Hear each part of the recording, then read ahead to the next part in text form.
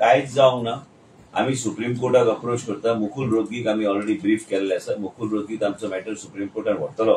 तो व्हरताना आम्ही बी आमच्या मनान कितें आसा आनी हायकोर्टान जे कितें दिलां एक लक्षात घ्या, ज्युडिशरी हांव खूब मानता आनी आयज जजान कितें सांगलेलें आसा आनी जजान कितें इंटरप्रिटेशनाचें सांगलेलें आसा की कांय कडेन ते वेगळ्या तरेन ते इंटरप्रिटेशन आनी ऑपरेशनलायज वेगळ्या तरेन करपाची गरज आसा।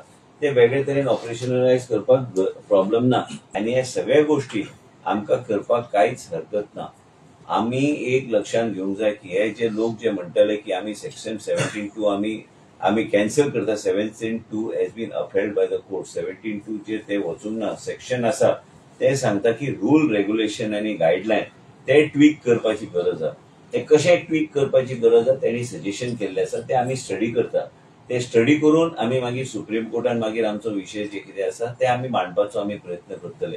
सो तुम्ही सुप्रीम कोर्टान वचचे ना? ते हांवें आतांच सांगलें, तो म्हाजे कडेन तो ऑप्शन आसाच, पूण म्हाका जर वचोंक जाय ती गोष्ट वेगळी आहा।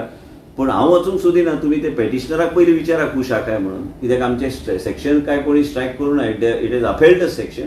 दे want us to tweak make certain changes in rules and bylaws which we will do. तुम्ही सांगितलं प्रेस कॉन्फरन्स घेऊन की तुम्ही सुप्रीम कोर्टान ताका चॅलेंज करतले। आयज तुझ्या फुडें रातचो 10:30 आयला इतलेच खातीर की हांवें डिटेल वाचला। मागीर म्हाजे मुख्यमंत्री आहा, मुख्यमंत्री कडेन चर्चा केल्या, पार्टीचे अध्यक्ष कडेन चर्चा केल्या आनी आमी ह्या निर्णयाचेर पावल्या की आमी कोर्टान जे सांगला त्या प्रमाणे ट्वीक करून ते आमी बोर्डान पास करून आमी ते